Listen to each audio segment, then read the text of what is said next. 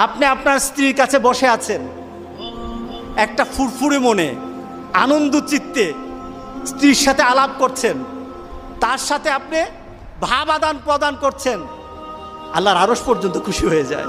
সুবহানাল্লাহ, আল্লাহর আরশ পর্যন্ত খুশি হয়ে যায়।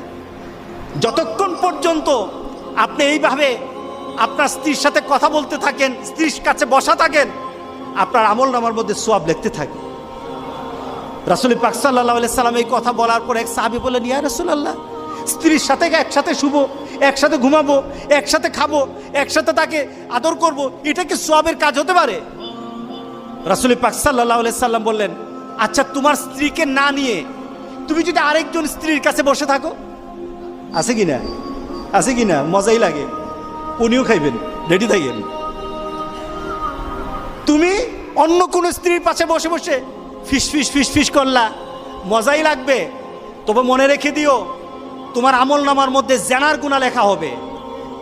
তুমি যতক্ষণ তোমার স্ত্রীর কাছে বসা থাকবে, জান্নাতের দরজাগুলি তোমার জন্য খোলা আরম্ভ হয়ে যাবে। আর যতক্ষণ পর্যন্ত পরস্ত্রীর সাথে বসা থাকবে, ততক্ষণ পর্যন্ত তোমার আমলনামার মধ্যে গুনাহ লেখা হবে কিনা। সাহাবায়ে কেরাম বলেন, ইয়া রাসূলুল্লাহ, অন্য স্ত্রীর সাথে বসলে তো গুনাহ তো হবেই, তাহলে তার উল্টাটা তোমার হালাল বউর সাথে বসলে, তোমার হালাল যাকে হালাল করেছো তার সাথে বসলে সওয়াব হয়ে যাবে। সুবহানাল্লাহ, সুবহানাল্লাহ।